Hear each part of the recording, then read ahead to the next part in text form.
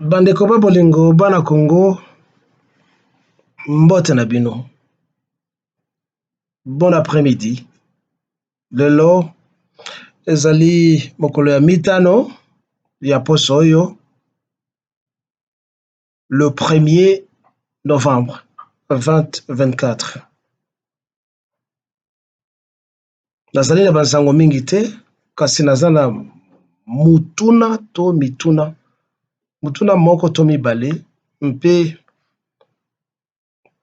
lilako moko ya koyebisa Messi Tshisekedi. Ndeko Tshisekedi mbote na yo.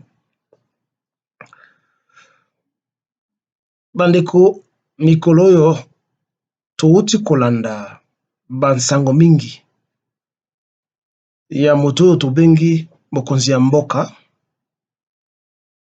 ndeko Félix Tshilombo Tshisekedi mpe kombo ya papa na ye toyokaka. Après Assemblée des Nations Unies, après sommet ya BRICS, ndeko na biso toyoki ke asali mobembo akende kokutana na moko na kati ya banguna na biso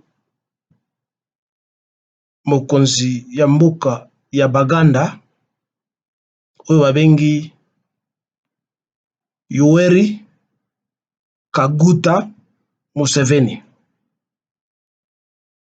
Oui, toyebi ke lisese moko elobaka ngomba na ngomba bakutanaka te kasi bato na bato nde bakutanaka. Zali ya solo na kati ya politique bato bakutanaka. Me okende okutana na munguna na yo mpona nini? Toyebi mpeke ezali mbala yambo te ndeko Félix akene na Uganda kokutana na Yoweri Museveni. Yoweri Museveni na Kagame ezali moto moko. Toyebi ke baswana mbala moko na Kisangani bazali koswanela nkita na biso or na bongo na bongo. Babetanaka masase, babomaka ba Congolais, babebisaki bandako, babebisaki oyo tobengi na lokota le français infrastructure. Kasi batikala bandeko, batikala ba camarade. Mpo bango mibale bazali bato ya libota moko, bazali batutsi.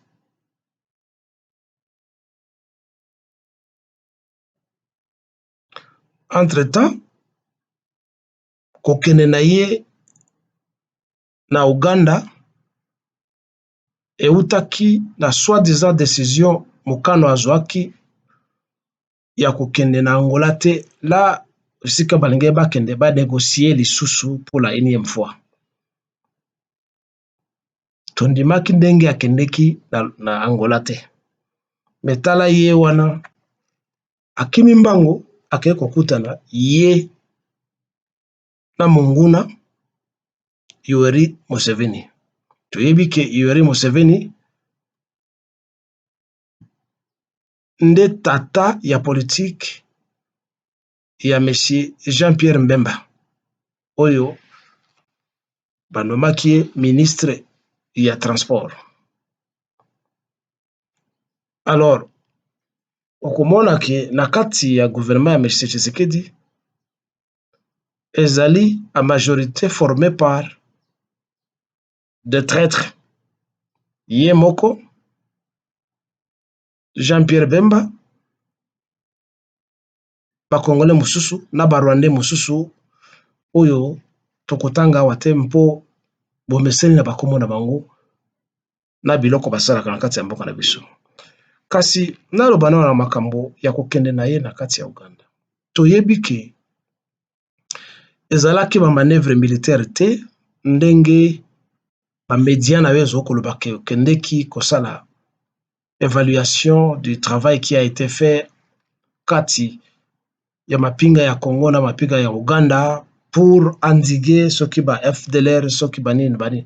Kasi mbala mingi toyangana kike ba FDLR bazaka pa na biso te. Parce que wana nde ezalaka nani motif na grief ya M. Kagame alobaka ke ba FDLR bazalaka na Congo yango ye akota na Congo. Liloba oyo ezali ya lokuta biso nyonso toyebi mpo ba FDLR bazalaka na bango te mpe soki bazalaka kala mingi basi bakufa mosusu bakoma bampaka baoki so kobunda ata etumba moko te. Alors ye akendeki kosala évaluation ya manœuvre militaire ya wapi ya nini. Monsieur Tshisekedi toyebi ke ozali nde kobanga liwa kasi motu abangaka liwa te soki oza mokonzi oki kobanga liwa te mpo liwa ezalaka mikolo nyonso mpembeni na yo. Tosi toyebisa yo mbala na mbala mingi ke ofandaka na liwa mpe okengelaka liwa mpe liwa ekengelaka yo. Yo na barwande boliaka bomelaka bolalaka na mbeto moko eyebani na kozonga lisusu na biloko wana te mpo bato nyonso bayebi yango. Kasi yo okei na Uganda soi-disant que Museveni a sécurisé frontière na yo, frontière na biso. En échange, asengaki yo ba mine d'or, alors que kobanda kala abanda ko exploiter mine ya Kilomoto na ba mine mususu wana. Ce n'est pas ce que dit média na yo, ce qui est la vérité. Ndeko Félix. Moto oyo azoko atake yo, okeso kosenga yo nde okengela ngai. C'est un peu de la stupidité. Et à Bouzoba. Tala, Félix, soki yo, ozoko banga liwa. Mpe olingi kobunda te. Mpo mampinga na yo, ezo bunda penza te. Toyebi ndambo wana zana côté à est, oui, ndambo. Mais avec ce qu'on peut avoir actuellement comme militaire, comme soldat, je vais dire, la base statistique à Sika. Est-ce que vraiment le Rwanda peut résister tous ces gens-là si l'armée se déverse dans le Rwanda? Na Uganda, na Rwanda, est-ce que même na Kenya? Soki ozoko tina mampingante, c'est parce que tu ne veux pas le faire. Et puis tout suite, yebisio, mbala mingi, tolakisio, peut te dénoncer, ba preuve ya ki traîtrise na yo. Mbala bingi, bon, to répéter. Okangaka na oba frontière te. Okangaka ambassade ya Rwanda na Congo te. Okangaka ambassade ya Congo na Rwanda te. La même chose s'applique na Uganda, mpe na Burundi, mpe na Kenya. Même la Zambie, tu devais fermer parce que la Zambie aussi nous enquiquine. Même l'Angola, kasi. Même le Congo-Brazzaville, kasi. Ningi akosala yango te. Soit tu minimises les dangers, soit aux alliés complices, et c'est ce qui est patent, aux alliés des complices. Aux alliés kobanga liwa, et au kanisi ba Congolais, baza bazoba. Kasi yeba ke, bato oyo, aux alliés ko kengela. Donc, oza ko protéger na kati ya Congo, ba Rwandais, ba Ougandais, na bato mususu wana. Bazali na agenda, o bazali kolanda. Agenda na bango eyebani. Ba bomba yango te.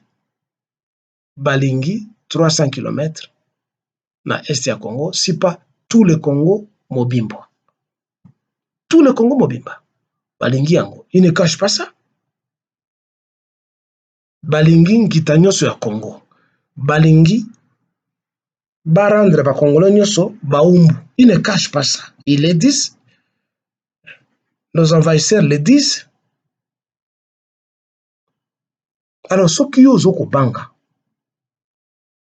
yo na basoda na yo, bino bato olinga kokufa te. Kasi pesa bibundeli na bato balingi babunda pe bo bazo kobunda. Ce sont les Maïmaï, ce sont les Wazalendo. Que tu appelles par euphémisme les réservistes de l'armée congolaise. Ils ne sont pas des réservistes, ce sont des patriotes. Oyo baboti, bandeko, bana, bakufa pe bazo ko continuer ko bomama na ba envahisseur. Alors, batelemi pona kobundisa banguna. Mais ils sont à court d'armes et de munitions. Et batinde la kayo basango mikolo na mikolo. Tu n'agis pas, tu ne réagis pas. Bazangi babote, bazangi bibondeli, bazangi masase, bazangi mbongo, bazangi service d'espionnage, bazangi service d'intelligence. Ils les font par amateurisme et par amour yamabele na bango. Pendant que soi-disant médias passent le temps à crier sur le plateau de ce qu'ils appellent les télévisions privées, à aboyer comme des chiens. Enfin, comme on le dit, les tonneaux vides font assez de bruit.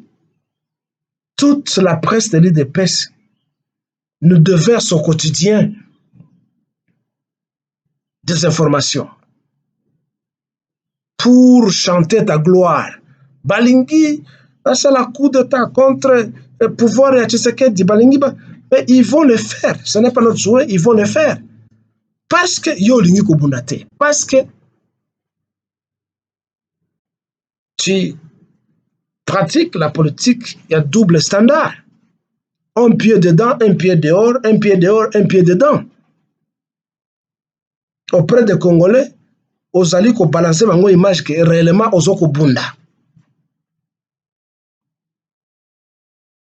Tozoko mona yote ke ozobunda. Parce que ceux qui ozalaki réellement nationaliste, patriote, olingaki konome barwandais na gouvernement na yote, olingaki kondima ozana ba député pe na ba sénateur rwandais ougandais na Congo te.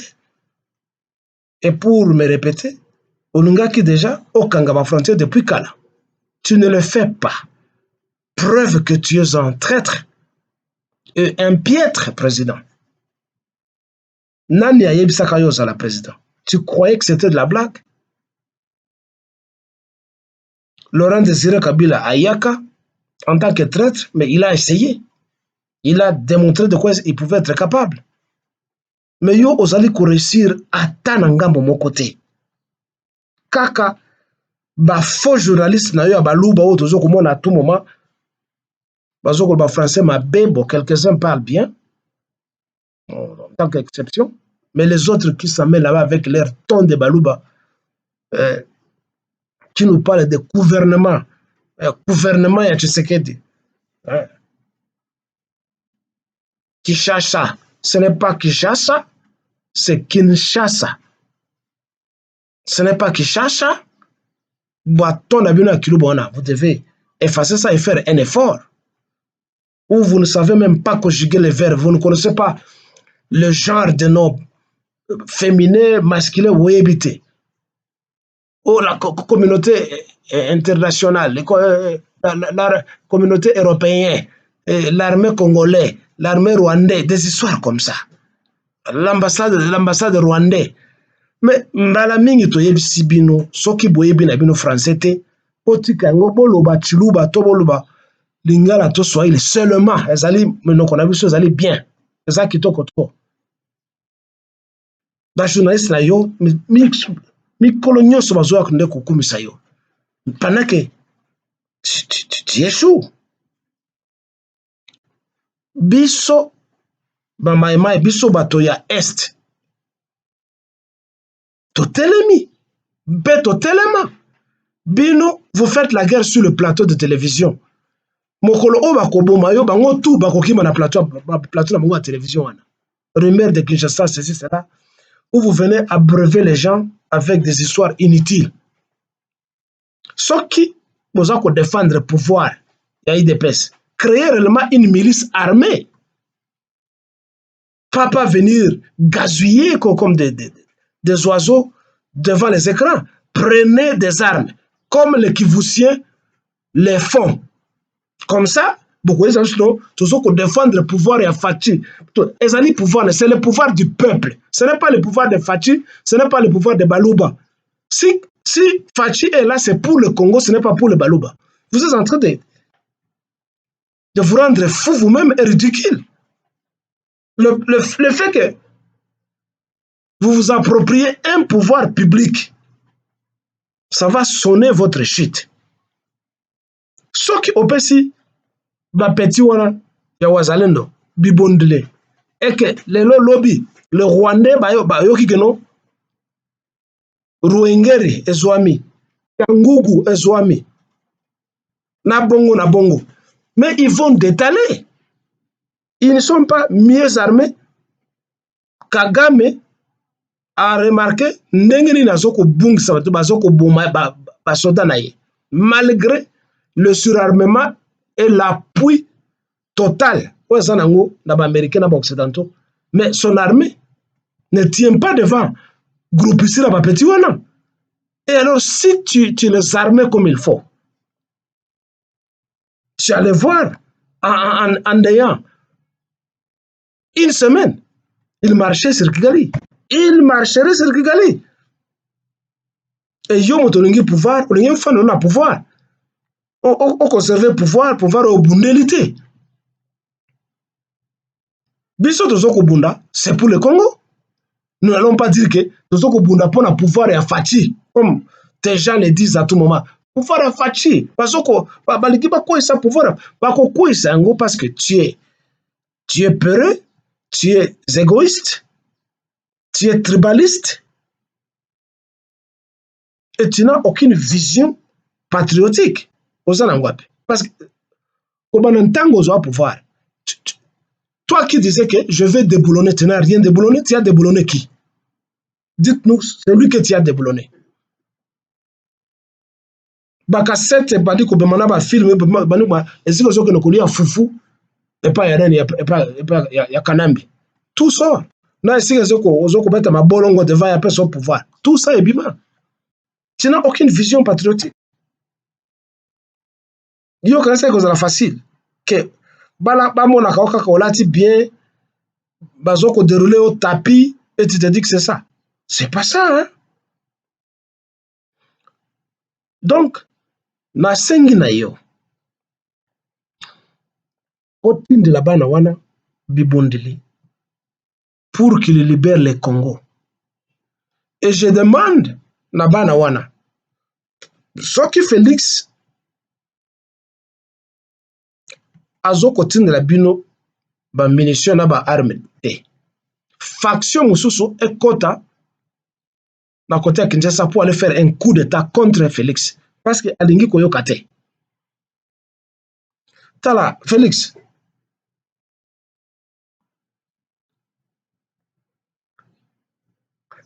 ozoko sala sourde oreille comme si ozoka makambo bato ozoko baye sote comme si ozoko mona biso te. Bato bazo critiquer yo ndenge nini ozoko yiba ndenge nini ozoko boma bato. Tout cela ne te dit rien. Félix, l'histoire doit te renseigner. Mbongo bazoko akize yo ke yo zoko yiba. Oke koti yango soki na Dubaï, na Amérique, partout en Occident. Bato oyo bazoko bonisa yo, ndenge bakoboma yo. Tu vas laisser tout ça. Comme je te disais, l'histoire doit te renseigner et doit nous renseigner. Qu'est-ce qui s'est passé avec les autres qui se sont comportés comme toi? Mobutu, Assomba, bavila na Cap Saint-Martin, asomba bavila na Belgique, na Suisse, na Angleterre, na États-Unis, na Afrique du Sud toloba kutu te. Kaka ye bon côté même bato na ye ba musu ba bouvancier. Etikala wapi? Ekoma wapi? Akufa etikala. Ce gouvernement ont tout ravi. Bambongo atukene utia na ba banque tout ça. Oui, je sais que sa femme ou sa famille a un peu récupéré quelques miettes, mais le reste etikali na kati ya ba banque de ce même occidentaux. Leur Mengistu Maïle Marianne a sali cours d'état na Éthiopie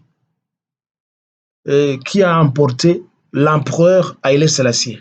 Pendant que les Éthiopiens basés au Koufananzala, Haïlé Selassie avait gardé des dollars, des millions de dollars et des livres sterling en Angleterre. À Koufa, on n'a jamais remis tout cet argent en Éthiopie. Par contre, l'Éthiopie, en tant qu'un peuple en entrepreneuriat, entrepreneur, je veux dire, ou entrepreneurial, se sont organisés pour relancer leur économie. Mais rien n'a été remboursé à l'Éthiopie. Kadhafi, c'est sur la toile. Mbongo nyoso oyo atiana étranger qu'il a investi dans des banques occidentales pour a développer mboka na ye. Ba remettre yango na Libye. Par contre, ils ont disséqué, saucissonné la Libye, qui n'est plus un État aujourd'hui, c'est un État voyou, où la loi règne. Mbongo nyoso Kadhafi atika à l'étranger. La Libye n'a bénéficié de rien. Les Occidentaux, il faut baza miyibi. Leur bakobomayo, ils ne vont rien rembourser au Congo, ni aux Congolais, ni à ta femme. Ta femme ne bénéficiera que na oyo mbongo ezana kati na kombo na ye. Et pour chercher à récupérer le reste, le mécanisme deviendra difficile. Ce n'est pas impossible. Alors, au lieu otonga mboka na yo, yo ozomema mbongo ailleurs. Le perdant, c'est le Congo. Le perdant, c'est toi. Cette course à la montre que tu fais d'un enrichissement illicite, et comme on a quatre lilita, Félix, na yo, na famille na yo, ou instrumentaliser bango, ba piller Congo. Mais Sony, ezali nde ya yo. Na histoire ya Afrique, il y a idée à 3 présidents africains. O batia mbongo na ba banque étrangère te. Moko na bango ezali Maréchal Idi Amin Dada. Akufa Azanga Lomea. Il a commencé à vivre na Jeddah, la capitale Jeddah, grâce à la solidarité musulmane ou islamique. Akufa, il n'a plus rien. Oui, c'est mauvais pour quelqu'un qui a travaillé, mais il n'épargnait jamais dans des banques étrangères. Moussoussou, l'ancien président guinéen, Ahmed Sékou Touré. Tiens, bon, on a étranger. Et un peu Laurent Désiré Kabila. Laurent Désiré Kabila, oui, parce qu'il a vécu à l'étranger pendant tout son combat, oui, seulement il doit avoir laissé un peu d'argent dans des banques en Tanzanie, en Ouganda, et Sikazalaki. Mais pendant qu'il y a Zaki n'a pouvoir répondre à Bissot, Azekoti Ambongo à l'étranger. Bon, ce sont des exemples qu'il faut imiter. Bon, yo ozoko Zambongo na Congo, Okenango ailleurs, pour faire quoi? Mobutu akufa atiki yango rien, bazongisile eloko moko te. C'est ça l'Occident. Na yebiti soko landaki, soko zolanda actualité. La Russie avait investi na bourse, na ya France, na ya Angleterre, na ya Amérique, pour na ba action na bango pour fructifier mbongo pour développer. Il n'y a pas que la Russie comme pays, même les manias, les hommes d'affaires, les richissimes russes, l'Occident a confisqué qui bambongo na bango, qui moyibi à Occident. Mais ça doit quand même t'ouvrir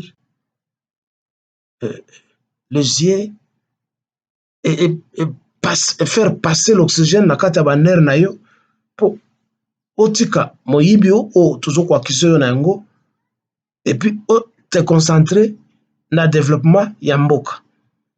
Tu mènes une lutte seule. Tu vois ça? C'est toi et le groupe de tes petits voleurs, chômeurs que tu as amenés de Bruxelles et de l'Europe, et les perroquets qui gazouillent dans le plateau et qui ramassent les miettes qui tombent de ta table. Mais si tu pouvais juste lancer un mot d'ordre, bah Congolais bo tellement to boma to bunda barande, comme Laurent Kabila l'a fait une fois, ben, quand il était déjà à la dérive, il était à l'agonie presque. Tu avais vu comment, en ayant un jour, comment les Quinois ont massacré les agresseurs. Et si cela continuait, il ne pouvait plus revenir. Mais c'est parce qu'il était entouré par ce frère traître, voleur, qui l'ont fait assassiner. Et qui se sont fait assassiner petit à petit après sa mort. Il a perdu le pouvoir. Et il en sera de même avec ces gens qui t'applaudissent aujourd'hui.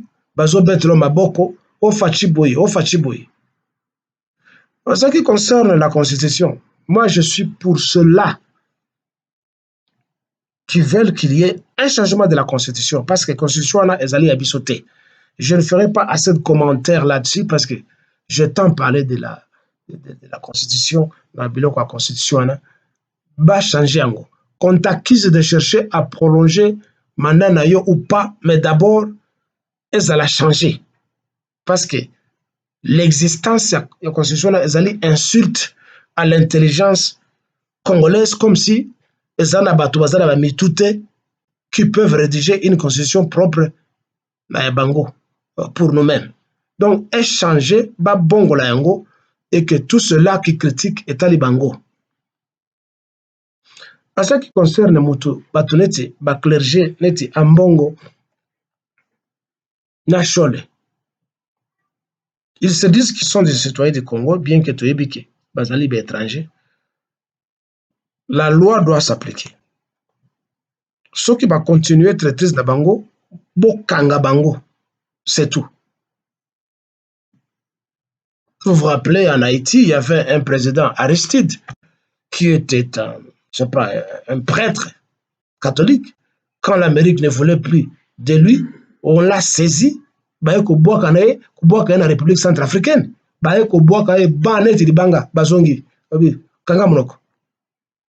C'était un représentant du Vatican.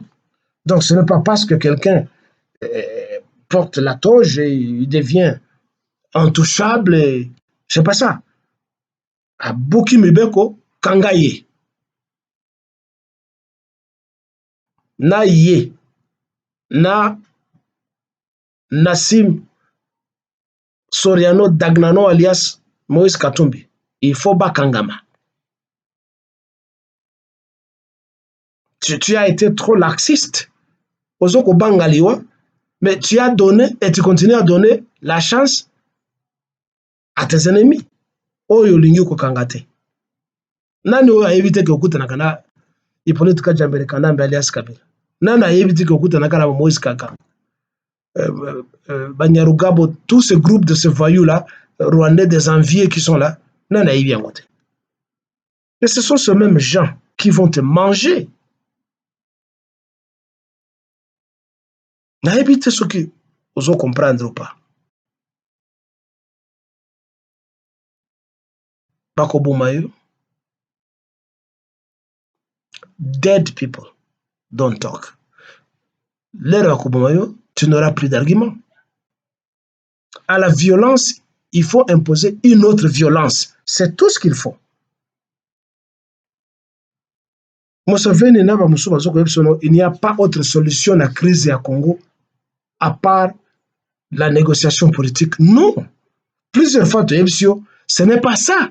Parce que tout ça là, et l'on moko ya mabe na Rwanda, pe na Uganda te. On n'a rien fait du mal. Ezali bango ne baya ko envahir biso parce que soutenu par les Occidentaux. Et puis il faut y aller loquer. Les démocrates vont tout faire pour faire élire cette femme-là, Kamala Harris, comme président.